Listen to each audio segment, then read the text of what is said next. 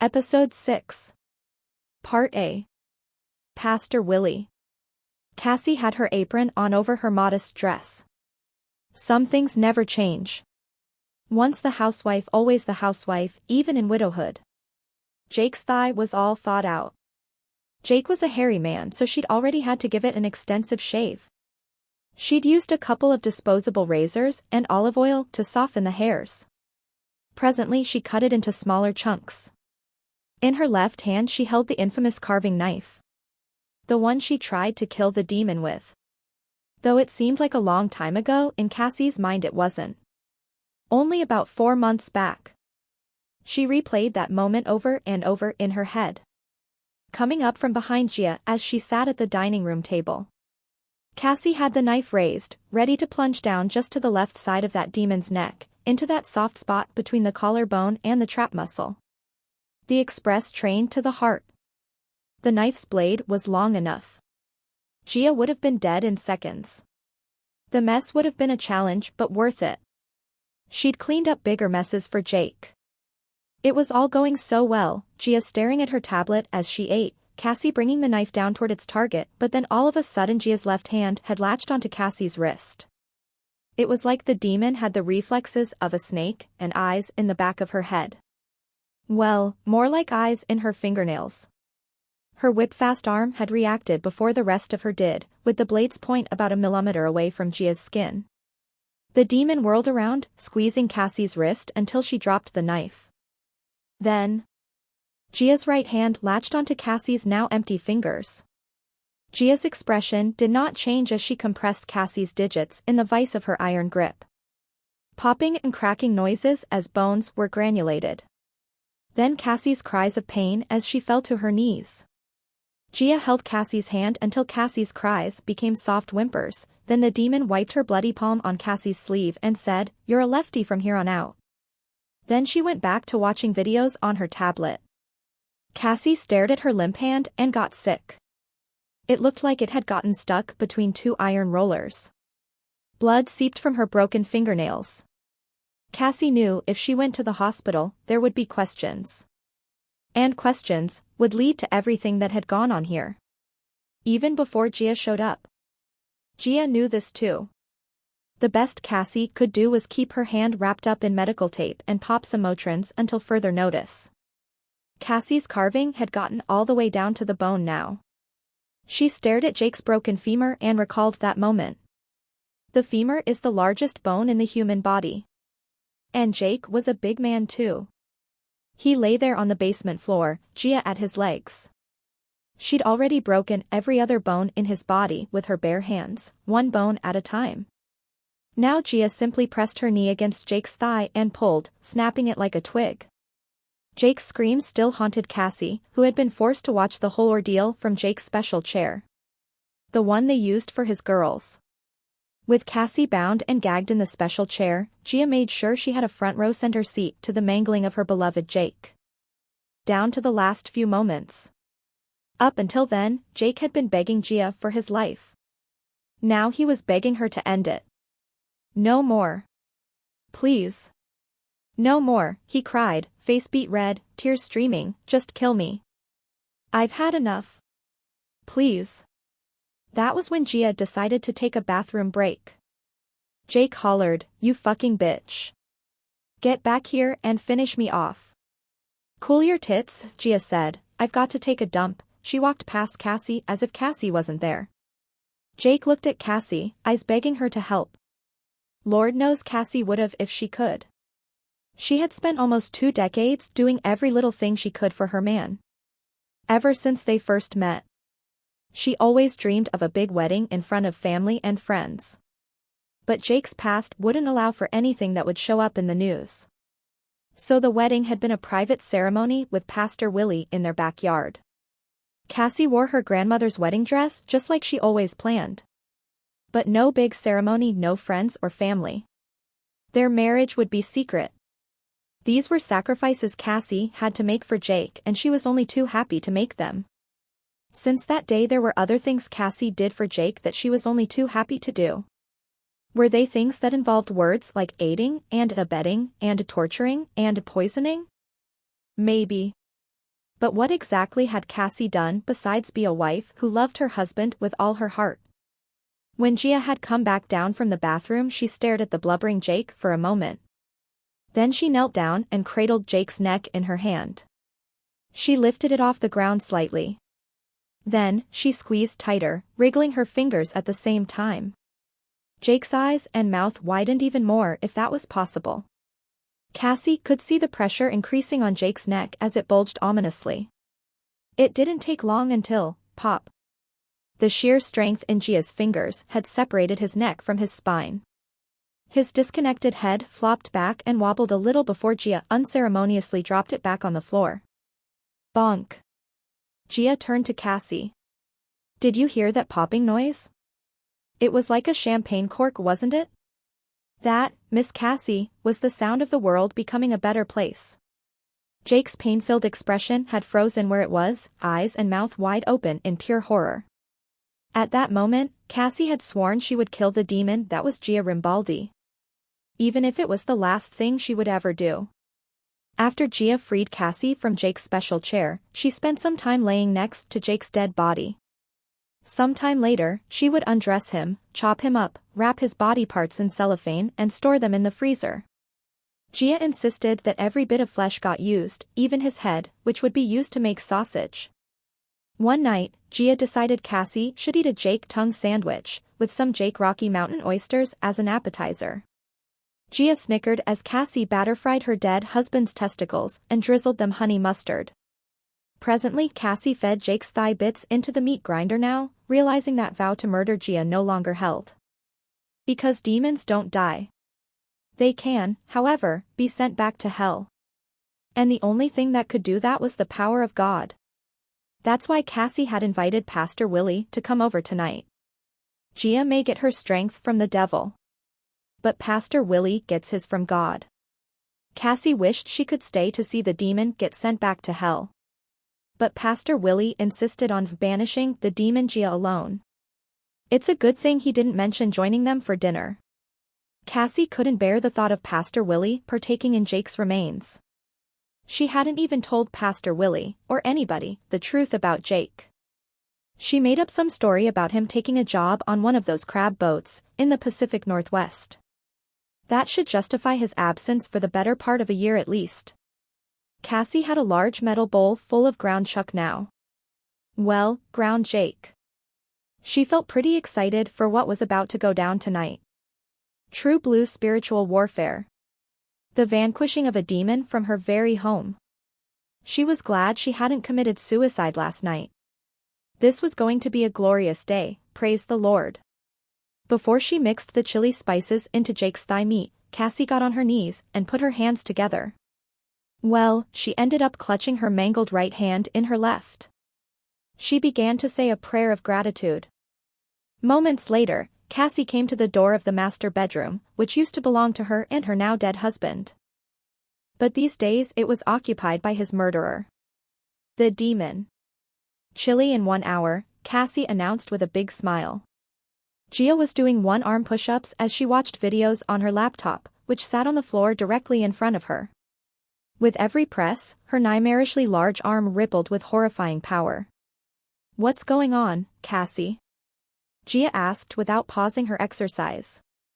Why, what do you mean? Cassie asked, big-eyed. You're never this happy to talk to me. Gia finally paused to switch arms and smirked at Cassie, so. What's going on? Cassie shrugged, okay. Fine, I was going to surprise you, but we have a guest coming over after dinner. Gia rolled her eyes and went back to her push-ups. I know how much you hate meeting new people, Cassie continued, but he's really nice. You'll see. It's nothing bad. Gia grumbled, all right, but if he pisses me off, I'm walking.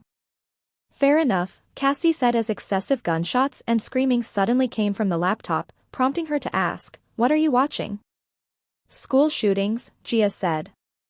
Genuinely concerned, Cassie said, are you feeling all right? People don't usually sit around watching videos of school shootings. I think I was in one before the amnesia, that's all, Gia announced. I want to find out which one so I can go on a literal journey of self-discovery. Like a hero's journey, you know? Uh, Cassie nodded. Well, that was a nice little tidbit of exposition. Good luck on your character arc. Gia asked, was there ever a school shooting in Lanesville? Never, Cassie answered, but I have a feeling you're going to find your back where you belong. Real soon, good Lord willing, Cassie appreciated her own little reference to the demon Gia getting sent back to hell. Good one, Cassie. Sure. See you at dinner, Cass, Gia said over the audio of schoolkids screaming and rapid gunfire. Cassie left the room feeling a lot better. It fit that one of the last conversations she had with a demon ended on a high note. For tonight it was hellbound. Gia always ate too fast, Cassie thought. Usually she would sit there and watch Cassie finish her dinner, knowing full well it was made of her dear departed husband. But tonight she was riveted to the school shooting footage playing on her laptop, which she had sitting in front of her. She wore earbuds so Cassie was spared the noise of children getting shot at. Cassie thought it was rude to bring a laptop to the dinner table, but it saved Cassie from those long awkward silences between her and the demon. Gia happened to be wearing one of her many sleeveless t-shirts tonight, flexing those satanic instruments as she scooped the last mouthful of Jake's thigh chili into her mouth. Cassie shuddered at the horrific display of hellish musculature.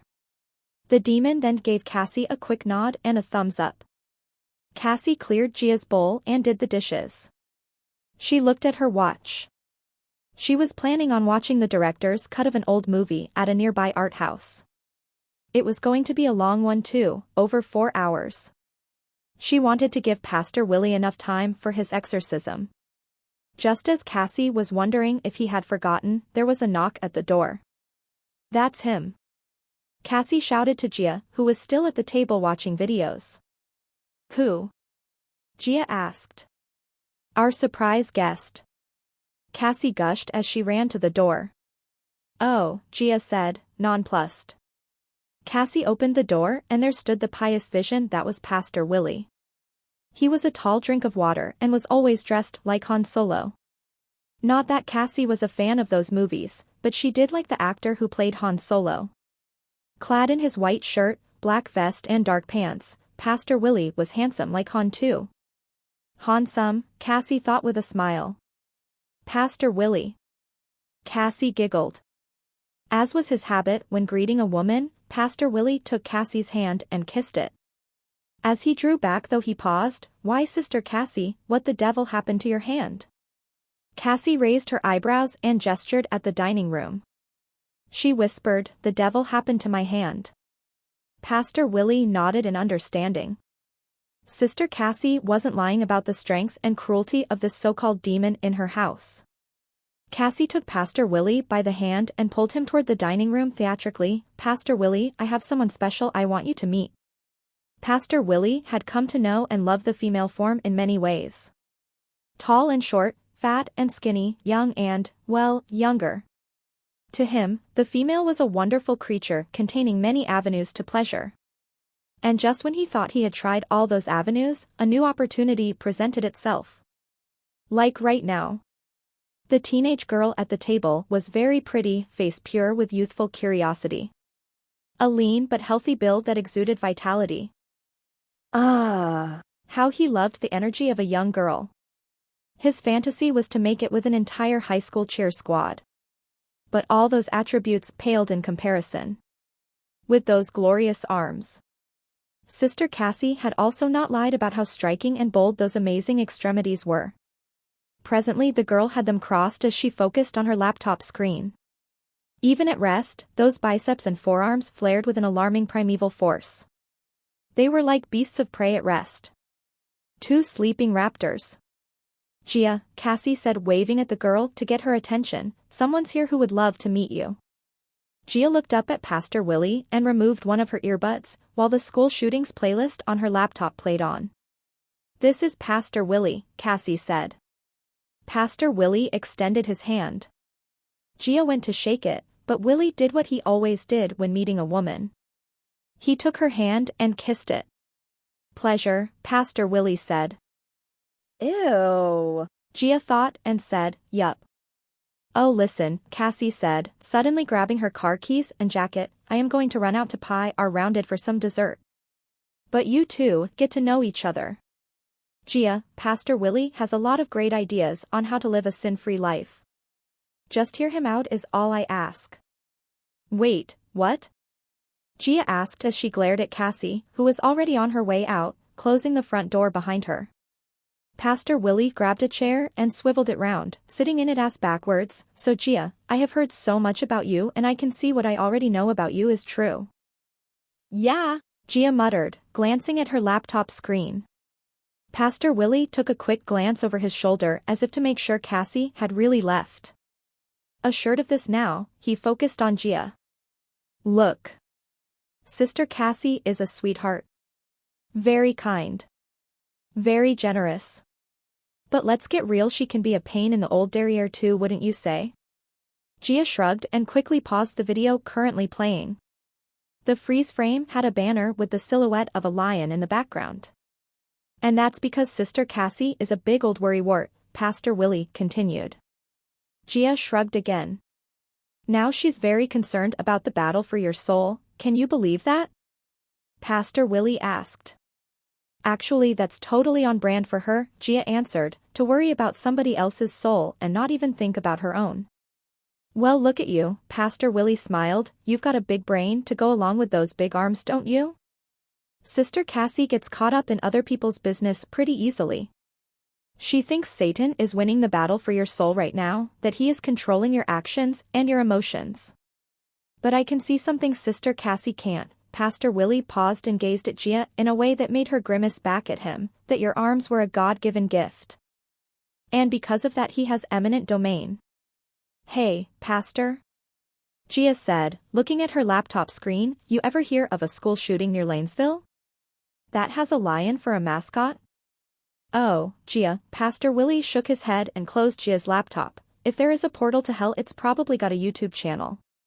Now you will have plenty of time to watch videos after I talk to you about the miracle of God's healing touch. But Gia protested. Gia, are you familiar with the laying on of hands? Pastor Willy asked in his most unctuous voice. Gia winced and shook her head. It's a miracle as old as time itself. God's healing touch is transmitted from the hands into the sufferer. And God's healing power cures everything, even the worst disease of them all. Satan's influence, Pastor Willy pulled a small bottle from his pocket. I always bring my own oil, he oozed, shaking the little bottle, now I never do anything without consent.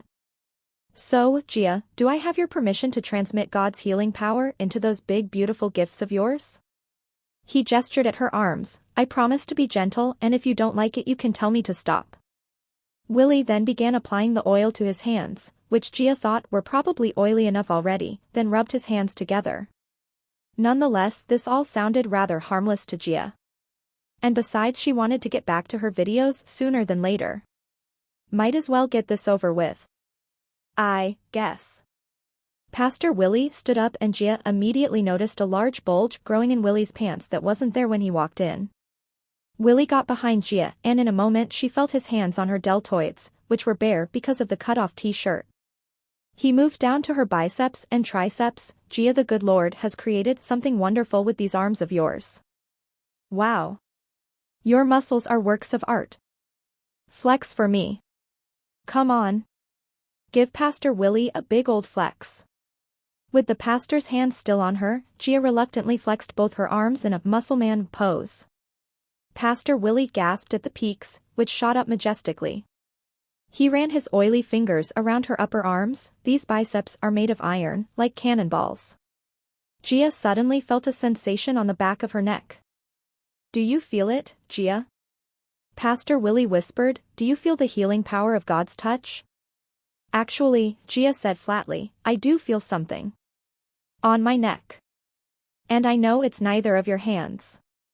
You're right, Pastor Willy said, it's what you might call my extension of God's touch. Pastor Willy walked around to Gia's side now, revealing the bulge in his pants which had somehow gotten even bigger than it was before. What's your experience with boys, Gia? Pastor Willy asked innocently. Not much, Gia answered, keeping a wary eye on the bulge looming not even a foot and a half away. Ever see one of these? He pressed, then unzipped his pants, letting his very large penis flop out. Gia recoiled at the sight. It wasn't even fully hard and already monstrous. Not one this big, I'm sure, Pastor Willy clarified, but have you ever seen a penis? Once, Gia answered, eyeing the huge appendage. And how far did you go with that penis? Pastor Willy asked with a lascivious sneer. Not far, Gia shook her head. Well, then it will be my privilege to introduce you to womanhood, he grinned down at her, so that penis that you saw. Did you touch it? Yes. Go ahead, you can touch mine if you want, Pastor Willy encouraged. Gia poked the tip of the thing with her forefinger. It jumped a little as it continued to grow. Gia flinched. Did you hold that penis? Gia nodded, still staring at the massive cock before her. Well, go ahead, girl, Pastor Willy said, hold it. Gia hesitated, then she took it in her hand at the base, right at the pubis. She wrapped her fingers around it. The thing hardened even further in her grasp. It was officially erect at this point. My turn to flex, Pastor Willy said. Gia felt the erection pulse in her grip. Whoa, Gia gasped, that is impressive. My first name is actually Gerald, Pastor Willy said, now you know how I got the nickname Willy. So Gia, that penis you encountered. Did you put it in your mouth? Gia shook her head. Well, did you at least jerk it off?